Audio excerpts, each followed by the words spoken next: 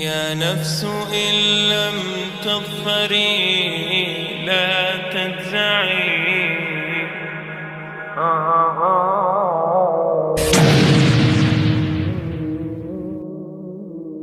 All the praise is for Allah,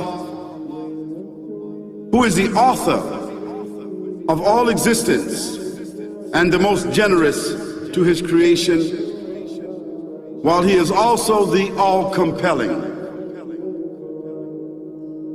He is the only one worthy of our worship, having no partners, no associates, no sons, no daughters, no one whom he must consult, and no one or anything which has any comparison with him.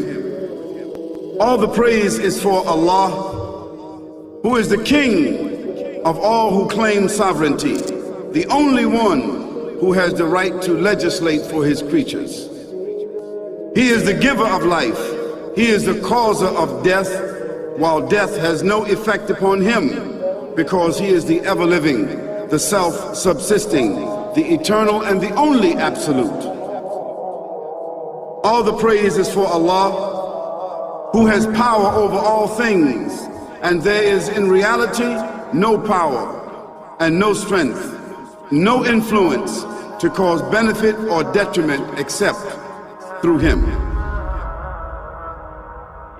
It is he who created this complex world, the seen and the unseen, the evident and the speculative, the earth and all that is on it and everything that is in it.